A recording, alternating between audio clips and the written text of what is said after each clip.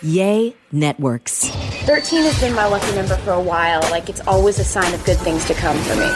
This is 13, a Taylor Swift fan podcast, breaking down every song, every Easter egg, every era, and every theory. Hosted by the biggest Swifties, Nick Adams, Anna Casillejos, Amy Nichols, and Lacey G. How do I start the show? Welcome to 13. Yeah, there we go. Welcome to 13, a Taylor Swift fan podcast. My name's Nick Adams. I'm Anna. Amy. And I'm Lacey G. Lacey, feel free to leave that whole thing. This isn't such a slick production that we have to edit all our mistakes out. We all make mistakes, and I'm human. We own them. Is that a worse mistake than how I kicked off this interview with one of my personal queens? Because I don't even know why I started it off like this, but here we go. Welcome to the 13 podcast. My name's Nick Adams. I'm Lacey G. I'm Amy. Anna. What? I don't know. I felt weird. I was trying to kick it off. Okay, welcome to the 13 podcast. We are so excited today because we have such a special guest. There are just a few sources that I consider Bible for this job that I'm so fortunate to have. That's, of course, anything Taylor Swift says, Taylor Nation says, Reddit, great. Have to take everybody on Reddit's word for it. And Nikki King. I am a clown because of people like Nikki King, who is such a super sleuth and who connects and keeps up with all these Easter eggs from Taylor Swift. Nikki King from TikTok, how are you doing? I'm great. I hope you all are wonderful. And I'm always here to clown. So, Well, you're in the right place. Well, you are such a super sleuth. And it just seriously, I'm not. And I'm on TikTok and I'm trying to keep all these theories straight, and I have so much stuff going in my head all the time because I can't keep up with it. But then for some reason, I'm the voice of Swifties, kind of. So I come on here and I try to explain everything. And I don't know. Nikki, how are you so organized? How do you do it? How do you think like Taylor Swift? well, I think first I'm a teacher. And so being a teacher, you have to keep your brain organized and you have to keep your life organized. And any Swiftie that I've talked to that gets this deep into it, we have notebooks. I have Google files, I have a doc, I have a presentation, I have spreadsheets, all the things, because it can't all stay up here. So I have to have my resources that I can go to when I need them. I love that so much. But you do like several deep dives. Like I was deep into your whole series about like the moon, right? And then you have like the whole thing about the Karma music video. Is there anything that you like specifically, like you see something Taylor related and you're like, I have to dive in on that? Or you're like, I'm going to wait on that and focus on something else? Because there's just so much going on all the time. Right. I think if something presents itself to me as a recurring theme, and I think that it's something she wants us to pay attention to, if it piques my interest, then I just dig into that deeper.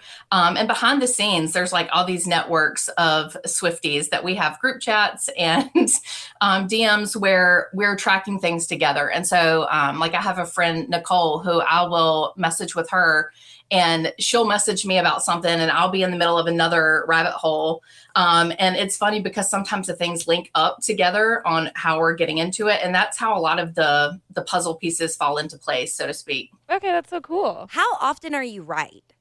How often? I mean, I know you're right on a lot of stuff, but us as Swifties and me especially being a clown, I mean, because I follow what you say so much, and I'm not going to spoil it, but I'm waiting for stuff to happen and line up. So I've been waiting for 1989 to drop. So I'm on my toes every single weekend that it's going to drop. I don't think this weekend I have something special for this weekend coming up. But how often are you right? And how often is it just like, I was following your curtain theory for the other weekend, and then nothing happened last weekend.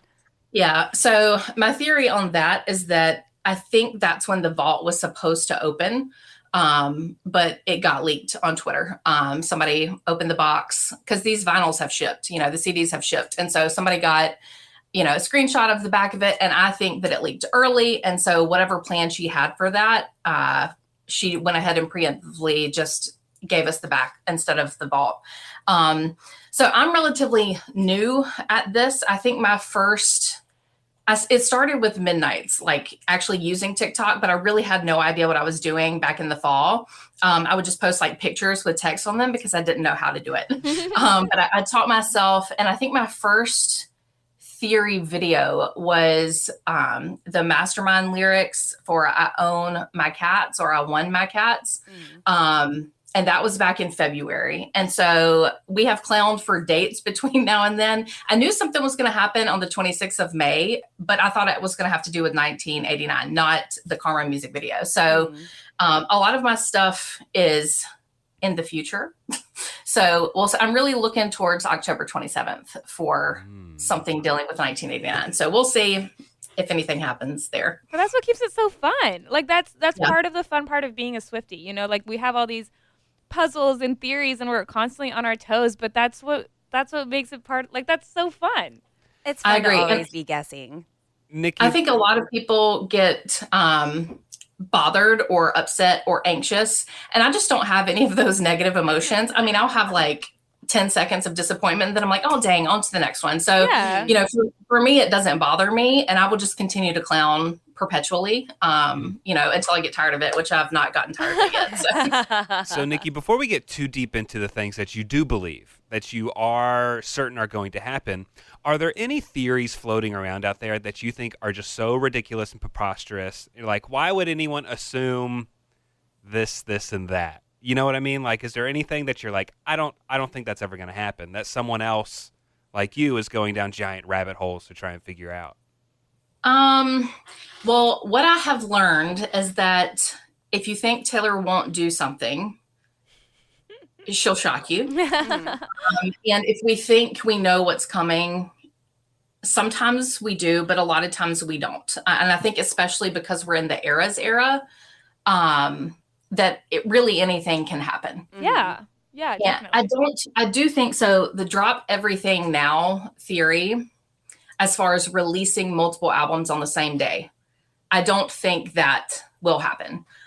Just because she wants them to go to number one on the Billboard charts, like her last 9 albums have. So I don't see that happening. But that's probably the only one off the top of my head that I would remove from the possibility list. And now that I've said that, she'll probably do it. But that is the way that it works. So one thing that you just entranced me with was the Karma music video, because I love this job. I love this job so much. I love being a Swiftie, but I'm not the brain of Swifties. I'm not sitting around figuring stuff out. I can't figure out stuff for myself, much less think like Taylor Swift, who's so smart and putting all this together for years and years and years behind, which is what she did for the Karma music video. Well, you broke down the Karma music video and explained it in such a way that has me so giddy for the future of all of us Swifties. Would you like to talk about what you think with the Karma music video?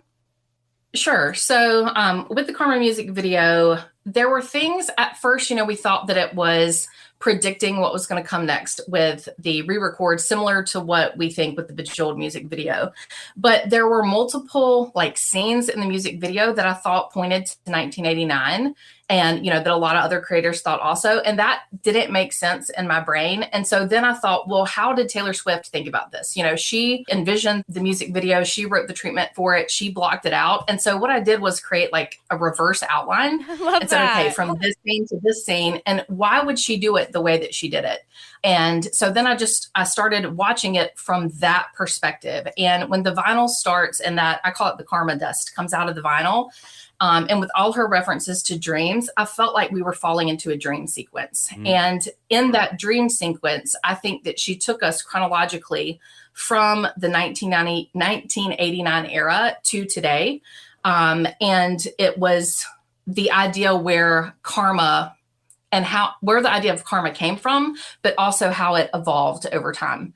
Because I think what she initially envisioned for karma was not this developed plan that she's now executing.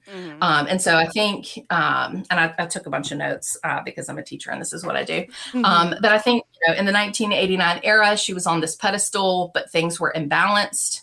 And one of the things that I think she used intentionally throughout the music video is that she transitions clockwise I love as that. we move through time. The camera itself pans down because that's her perspective because she's the director. And so as we move forward in time, we go, her world is turned upside down. During 1989, and that's why that's significant, is because it starts during 1989. She's not saying 1989 is next, which we do believe is next, but that's why she's so heavily referencing the 1989, because that's whenever she realized, I'm not going to own my masters, and this is the bigger picture. In the end, I want my masters. Right. And so I think her world gets turned upside down. She goes into the hellscape that is Reputation. And then during the Reputation era, I think is when she came up with this plan. And so then we rotate into the pop-up book, which one of my commenters commented that Karma was a pop-up book because Karma is going to pop up unannounced. Yeah, I thought that was really cute. But the two stories that she kind of uses there are The Wizard of Oz and Alice in Wonderland, both of which are stories that take place in dreams. And her earrings, Taylor Swift styled on Instagram, pointed out that they're called like Opal Dream or something. And so I think that is where she came up with the plan and the path forward for what Karma would be. She blows the more Karma dust into the timer. And that outfit is the outfit that she wore in the fall of 2019 at the Artist of the Decade performance, where she had all of her albums on her. And so I think that chronologically helped me put that moment in time. That and the 5 holes in the fence. The 5 holes in the fence at the pop-up book. Yes. That's crazy because So she wants you to know exactly where she was at that time. So that's her planning stages right there. 5 holes in the fence. She's going to get back to. Oh my goodness. I cannot believe Taylor. Sorry. Go ahead, Nikki. And so then this is where it gets a little bit murky. And I think kind of the next scene, she's laying on top of the cat. Instead of a cat purring in her lap, she's on top of the cat. And I think, which I'm wearing my cat shirt, but I think that the cat that she's referencing is her catalog. And so it is her plan to gain back her catalog. And then we go forward into Ice Spice's verse, which is the birth of Venus, which there's a lot of imagery during the Lover era and in the Lover house with that shell type visual. That how she opens up the beginning of the concert with all those pretty cloths and everything. Yes. Yeah. And so I think that points again to the Lover era. And then from there, I think we go into what's next after the Ice Spice scene. Hold on, let me refer to my notes. It's her and Ice Spice climbing up a pyramid. Yes. So to me, that points to folklore, obviously Moon and Saturn. And then we go into the light bulb scene. This is really literal, but it's her past is stuck behind glass, and that's lyrical reference to It's Time to Go. And then after Evermore is when she breaks the glass for the first time and releases Fearless Taylor's version and Red Taylor's version. Love that. And then we go into the scene where she's resting the Lady in the Mountain, and then they sail off into the sunset. And I think that's her enjoying, the fruits of this karmic process that she manifested back during the late Reputation, early Lover era. Yeah. There's also just so much mythology in this. Like, she refers a lot to just like the different gods and goddesses of, the stars and justice and like just everything. Just it's kind of all in there, which I think is just so visually amazing.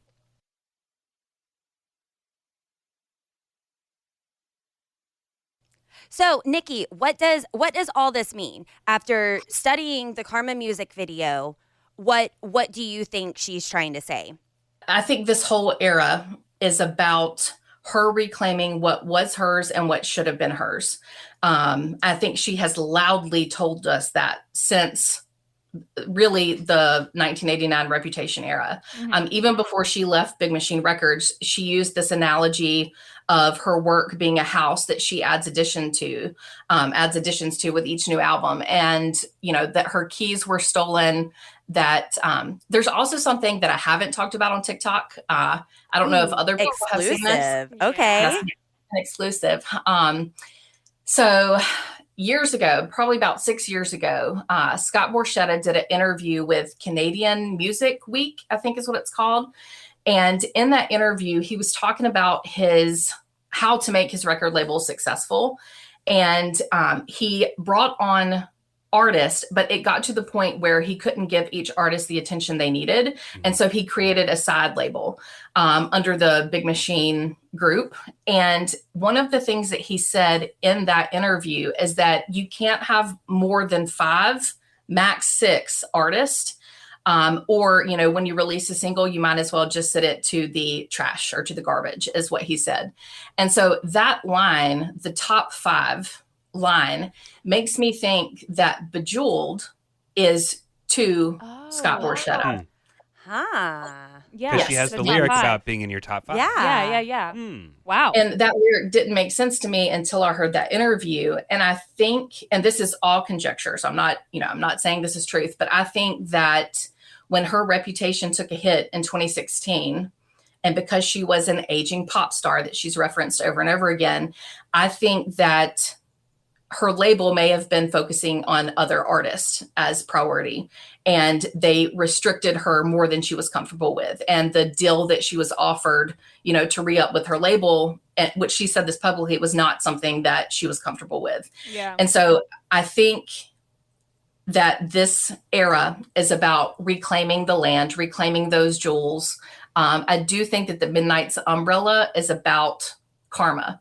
And, the front cover of the Midnight's album is her with a lighter, which in context of the album to me doesn't make that much sense. But in context of the era that she's burning down her old works in an effort to reclaim, with the re-records, but also devalue the old work so she can get it back, hopefully one day at a cheaper price, and really bring, all 16 of her albums back under her roof. Yeah. But you mentioned the burning house, and of course, on the Eras tour, she lights a flame, burns down a house, and at first, I was so shocked. I thought it was the Lover House, and I'm like, oh, she's getting rid of the Lover House because she's heartbroken. But that's not the case, you believe, right? I don't think so. I definitely think it is a different house. I know different people have different opinions on this, but I found 2 quotes, one from May of 2015, where she's talking about her house, or talking about her works as a house. She said, let's see, I feel no need to burn down the house I built by hand. I can make additions to it. I can redecorate, but I built this. And so I'm not going to sit there and say, I wish I hadn't, blah, blah, blah. She said, with 1989, I feel like we gave the entire metaphorical house I built a complete renovation, and it made me love the house even more, but still keeping with the foundation of what's always been. And then in August of 2019, so as Lover was being released, she said, I always used this metaphor when I was younger. I'd say that with every reinvention, I never wanted to tear down my house because I built this house being metaphorically my body of work, my songwriting, my music, my catalog, my library. I just wanted to redecorate. And so when I saw those quotes and I looked closely at those rooms, I think the Lover house from the Lover music video is her future home. And I think with Bejeweled, it's going to become her castle as she continues to add rooms to it. And the re-record process is her getting those keys, and that's karma. I love that because I have been so confused about the tour visual of the burning house, because I agree that I was like, it looks different. Like the rooms don't line up. The dimensions. And at first I was like, is it just the backside point of view? But then I'm like, but why would she do that? Like it's been confusing me for weeks, but you just said it so eloquently that it's a whole separate thing. Well, and not only that, you noticed some fans had asked you a question, and you noticed what was going on in the different rooms as well, right, Nikki? Yeah, and that's one thing too with I'm calling it the haunted house because haunted. Love. But the old house that I think is haunted by Old Taylor has been ransacked. The walls aren't there. The ceiling is caving in. There's furniture missing. Anything of value has been taken. And I think that's a metaphor for her work being owned and used by somebody else that she didn't consent to. And then I think what you're referring to is the Lover house at the beginning of tour. Somebody noticed that she was in the rep room. Well, I went back and looked yesterday. She's in all the rooms in the Lover house as they slide in. She's in there doing different things. And so I think that just shows that she is still occupying the Lover house. She's not moved out. I think she's renovating, rebuilding, reclaiming the land. So isn't it the rooms or the albums that she hasn't re-recorded yet, those are the ones that she's redecorating. But the ones that she has re-recorded, like Red, which was her second re-release, and she has 2 curtains in there, and it's fully decorated, right? Right. Am I saying that correctly? Yes. So Fearless, Taylor's version, the furniture has changed. It is different, but where there's furniture in the Lover House video, that there is furniture there. So it's slightly different. And like she's added windows in places. The red room is also, to me, looks completely furnished. It doesn't look like it's missing anything. Lover obviously is very similar to the setup in the original music video. But the other rooms, the re-records that she has left, are not decorated yet. Mm-hmm. And a lot of people ask questions about the Folklore and Evermore rooms. I think in the original, I trust Taylor when she said that she did not have plans for Folklore and Evermore, mm-hmm. that they were something that came out of the pandemic. And so I think she meant to go from Lover straight into Midnights because of the voice memo at the end of Lover. Yeah, the things that haunt me in the middle of the night. Mm-hmm. So I don't think those rooms were planned whenever she did the Lover music video.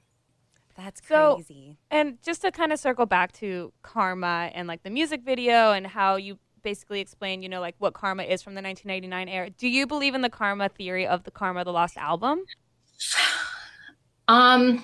So when that plane said TS6 and she cut the wings off of it, I don't know that there is a whole album or an album concept that was ready to go. I think that maybe her plans shifted and were potentially derailed because of what happened. And so I don't know that there is an entire missing album, but there is a lot of compelling evidence. I know. It's my favorite theory. It really is. Yeah.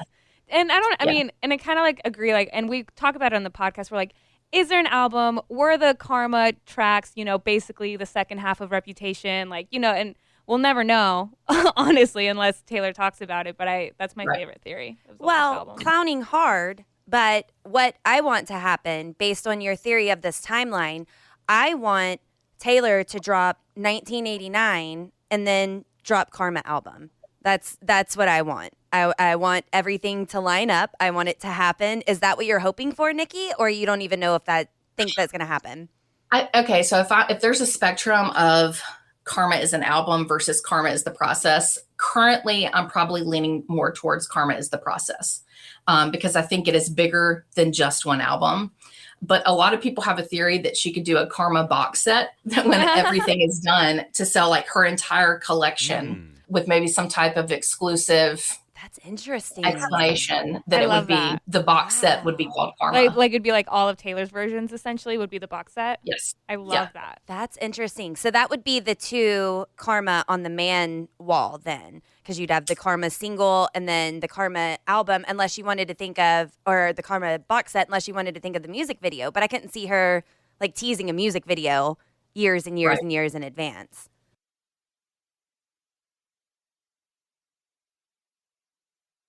I think so.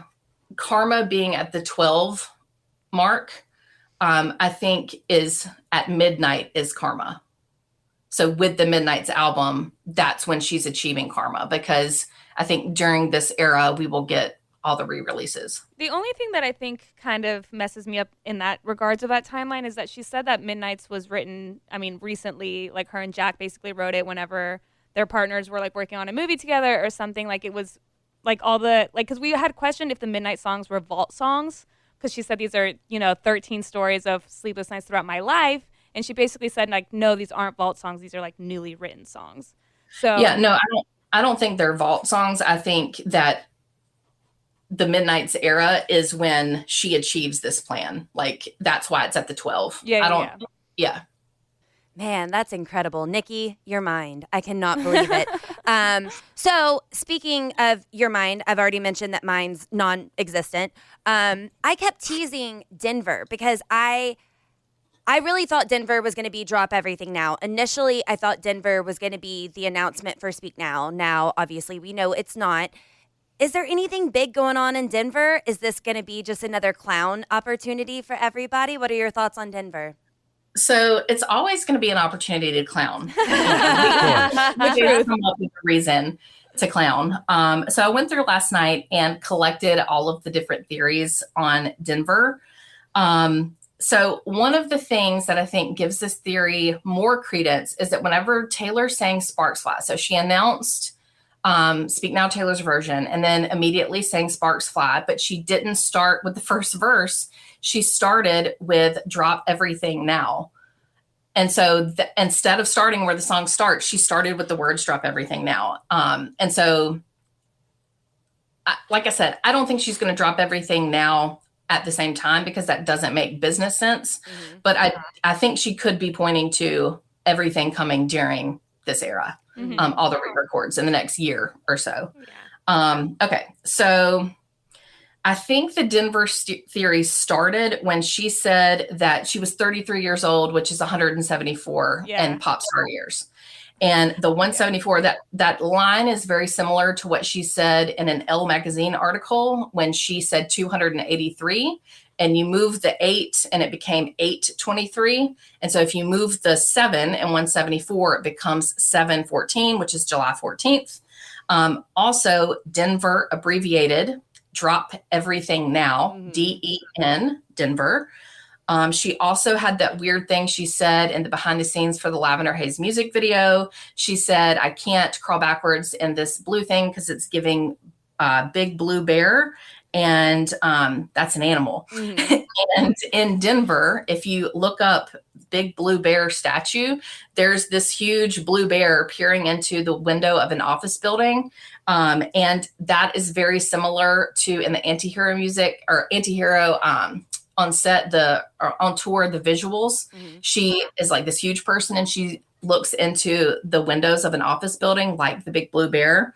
Also, somebody figured this out. I think Jessie figured this out. So all of the dates for the remaining albums, the release dates. So October 27th, 2014, November 10th, 2017, October 24th, 2006, October 25th, 2010.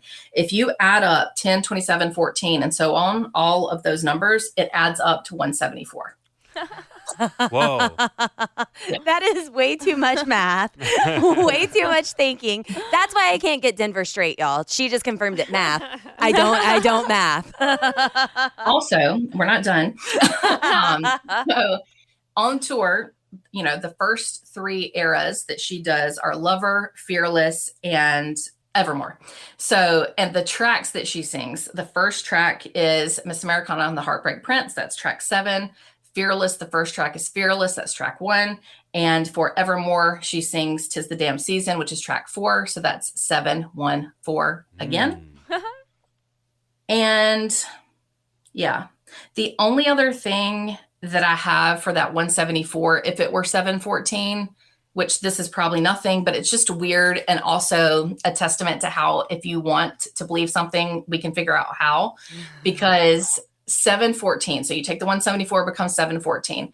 Red Taylor's version, 714 days after its release, is October 27th, 2023, which is the 9th anniversary of 1989. And so it's just weird. So do you think that's going to happen? Do you think something's going to happen on Denver? Something's always going to happen. Yeah. Yeah. Just what is it? That's a week after the Speak Now Taylor's version release. A lot of people think Hayley Williams is going to be there because they have a show the night before, I think. Mm-hmm. So I don't know.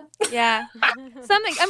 She's so good at just keeping us on our toes all the time and about making every show special somehow, whether it's you get the Speak Now announcement or you potentially get Hayley Williams. Like, she's so good at that. So maybe she is, like you said, something is just a matter of what. Right.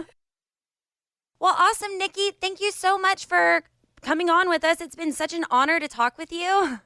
I seriously, I love your work. I love everything that you do for the Swiftie community. You are amazing. Your mind is amazing. And the dedication that you put into this.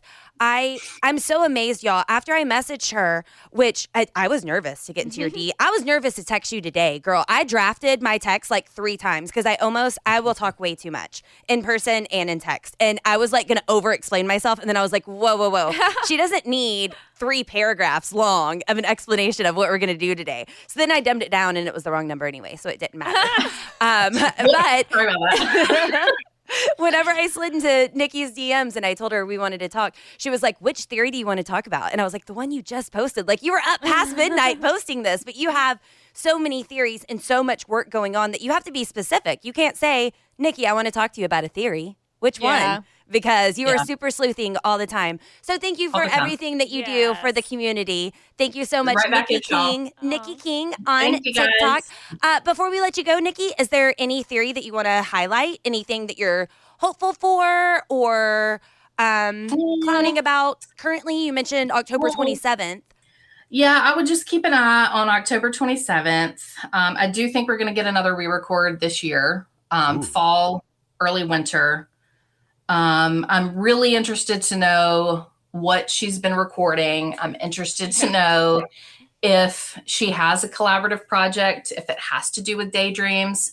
And I would really love to know who Nice Boy Ed is. Yeah. Yes. Oh, I love it. I love it so much. Nikki, thank you. We love you. Thank you so much. Y'all. Bye. Y'all have a great day. Bye. You too. Bye.